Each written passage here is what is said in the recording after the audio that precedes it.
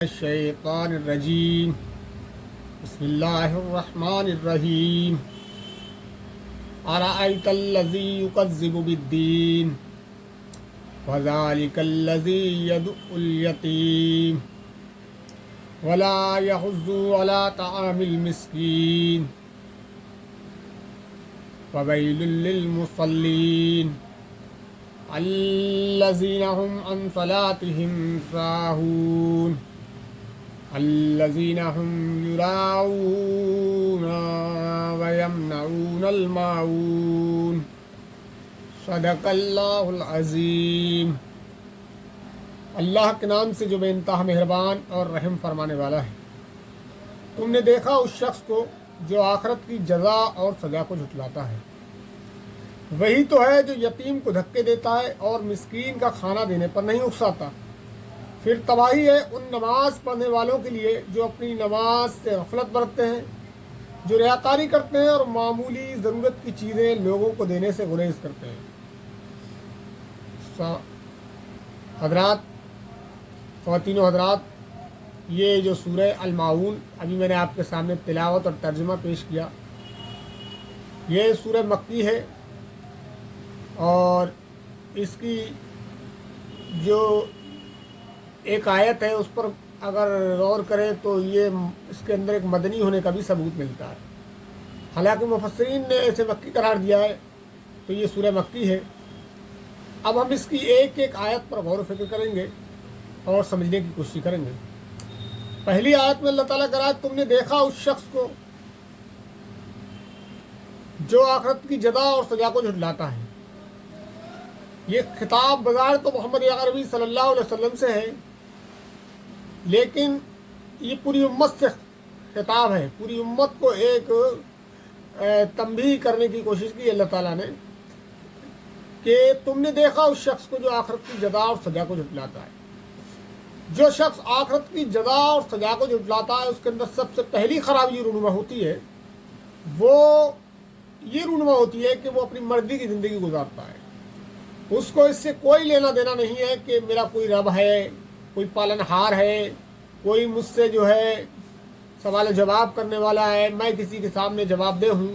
اس سے اس کا کوئی لینا دینا نہیں ہوتا ہے۔ وہ اپنی مرضی کی زندگی گزارتا ہے، جیسے چاہتا ہے گزارتا ہے۔ اسے حرام اور حلال کی کوئی تمیز ہوتی نہیں ہے، اچھائی برائی سے کوئی مطلب ہوتا نہیں ہے، جیسی چاہتا ہے اپنی مرضی کی زندگی گزارتا ہے۔ یہ پہلی خرابی اس کے اندر رونما ہوتی ہے، کیونکہ اس کے سامنے آخرت کی جزا اور سزا کا کوئی تصور موجود نہیں۔ اور آگے فرمایا وہی تو ہے جو یتیم کو دھکے دیتا ہے۔ ایسا شخص جس کا آخرت پر کوئی یقین نہیں ہے، تو وہ شخص ہی یتیم کو دھکے بھی دیتا ہے، دھتکارتا بھی ہے، جبکہ اس کی مدد اسے کرنا چاہیے تھی، لیکن مدد کرنے کے بجائے وہ اس کو دھکے دیتا ہے۔ اگر اس کے پاس کوئی یتیم آ جاتا ہے اپنی ضرورت کو لے کے، تو وہ اس کی مدد کرنے کے بجائے اسے دھتکارتا ہے، دھکے دیتا ہے۔ اور ایک حدیث شریف ہے جس میں نبی اکرم صلی اللہ علیہ وسلم نے فرمایا ہے کہ سب سے اچھا گھر وہ ہے جس میں کسی یتیم کی پرورش ہوتی ہو اور اس کے ساتھ اچھا سلوک کیا جاتا ہو، اور سب سے بدترین گھرانہ وہ ہے جس میں کوئی یتیم رہتا ہو اور اس کے ساتھ بدسلوکی کی جاتی ہو۔ ایک اور حدیث ہے جس میں نبی اکرم صلی اللہ علیہ وسلم نے فرمایا ہے کہ جو شخص بھی کسی یتیم کے سر پر محبت سے ہاتھ پھیر دیتا ہے تو اس شخص کے نامہ اعمال میں اتنی نیکیاں لکھی جاتی ہیں جتنے اس یتیم کے سر پر بال ہوتے ہیں۔ تو یتیم کے ساتھ محبت سے پیش آنا چاہیے، اس کی قدر کرنا چاہیے، کیونکہ اللہ تعالیٰ نے اسے آپ کے ذمہ ڈالا ہے، تو ہم کو اس کے ساتھ حسن سلوک کے ساتھ پیش آنا چاہیے۔ آگے فرمایا اور مسکین کا کھانا دینے پر نہیں اکساتا۔ وہ مسکین وہ دوسروں کو کیا اکسائے گا کھانا دینے کے لیے، اور جب بھی خود ہی کام نہیں کرتا ہے۔ وہ دوسروں سے اس ڈرتے بھی نہیں کہتا ہے کہ وہ جانتا ہے کہ میں خود یتیم کو کھانا، مسکین کو کھانا دینے پر قادر نہیں ہوں، نہ میں دیتا ہوں۔ قادر ہونے کے باوجود بھی نہیں دیتا ہے تو لوگ مجھ سے سوال کریں گے تو خود کو دیتا نہیں مسکین کو کھانا، ضرورت مندوں کو خود تو کام آتا نہیں ہے، غریبوں کی مدد تو کرتا نہیں، اور ہم سے مطالبہ کرتا ہے तो तुझे शर्म नहीं आती इस बात की? हकीकत यह है कि वो बेशरम आदमी ही होता है, उससे कोई शर्म नहीं होती है। अल्लाह ताला का दिया हुआ खाता है और अल्लाह ताला के बंदों का जो हक अल्लाह ने उसके माल में रखा होता है उसको भी धड़ल्ले दिखाता है, और कोई डर एहसास उसके दिल में नहीं होता है कि मुझे इस सामने अल्लाह के सामने जवाब देना है। ये दूसरी खराबी जो उसके अंदर पैदा होती है। और फरमाया फिर तबाही है उन नमाज पढ़ने वालों के लिए। अब यहाँ से थोड़ा गुफ्तगू का रुख चेंज होता है। अल्लाह ताला कहता है तबाही है नमाज पढ़ने वालों के लिए। कौन नमाज पढ़ने वालों के लिए? आगे बता रहा है अल्लाह ताला, जो अपनी नमाज से गफलत बरतते हैं, यानी कि नमाज को वक्त पर नहीं पढ़ते,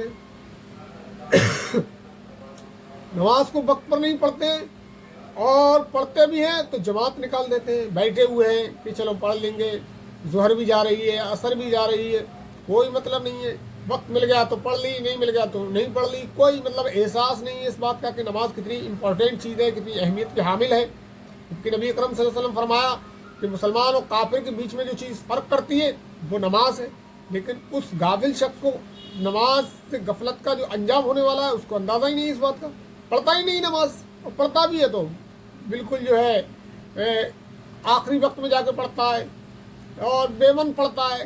तो ये ऐसी नमाज के नमाजियों के बारे में अल्लाह ताला का तबाही है, बर्बादी है, सजा के मुस्तहिक हैं ऐसे लोग। और फरमाया आगे जो रियाकारी करते हैं, यानी अगर नमाज पढ़ते भी हैं तो उसमें रियाकारी करते हैं, दिखावे के लिए पढ़ते हैं कि लोग नमाजी कहें, हालांकि कर्म सब वही है, उल्टे सीधे सारे काम करते हैं, लेकिन दुनिया को दिखाने के लिए नमाजी हैं तो मस्जिद जाते हैं, नमाज पढ़ते हैं। ये मुनाफिकीन की एक निशानी है, अल्लाह के रसूल सल्लल्लाहु अलैहि वसल्लम फरमाया। और आगे अल्लाह ताला कहता है कि इसी में एक हदीस ये है कि नबी सल्लल्लाहु अलैहि वसल्लम की हदीस है कि जिसने दिखावे के लिए नमाज पढ़ी उसने शिरक किया, जिसने दिखावे के लिए सदका किया उसने शिरक किया, जिसने दिखलावे के लिए रोज़े रखे उसने शिरक किया। तो हमको अपनी नमाज़ों की हिफाजत करना चाहिए और उनको वक्त पर पढ़ना चाहिए, और खुसूसन अल्लाह ताला के लिए अल्लाह के डर से पढ़ना चाहिए। और फिर और मामूली ज़रूरत की चीज़ें लोगों को देने से गुरेज करते हैं। वो शख्स जो आखिरत की जदा और सजा को झुठलाता है उसके अंदर इतनी जो है हौसला भी नहीं होता है, इतनी हिम्मत भी नहीं होती है कि छोटी छोटी चीज़ें भी किसी ज़रूरतमंद के पड़ोसी के काम आ जाए देकर, उनसे भी गुरेज करता है देने से। पहले के ज़माने में किसी के घर में आग होती थी तो कोई आग मांग लाता था, किसी के घर में कोई नमक नहीं होता था तो दूसरे से नमक ले लेता था, सब्जी ले लेता था, टमाटर ले लेता था। लेकिन ये छोटी छोटी चीज़ें देने से भी इतना छोटा दिल होता है उसका, इतना छोटा दिल होता है कि वो ये समझता है कि मेरा माल ख़त्म हो जाएगा, कम हो जाएगा, क्योंकि आखिरत की जदा और सजा पर तो उसका यकीन है नहीं कि एक दिन आखिरत आएगी, ये दुनिया ख़त्म हो जाएगी, माल और मता मेरा ख़त्म हो जाएगा। लेकिन इसी चक्कर में इसका दिल इतना छोटा होता है कि वो छोटी छोटी चीज़ें भी देने से परहेज़ करता है, गुरेज करता है। तो अल्लाह ताला से दुआ है कि अल्लाह ताला हमें इन तमाम बातों पर गौर व फिक्र करने की और तदब्बर करने की तौफीक अता फरमाए। और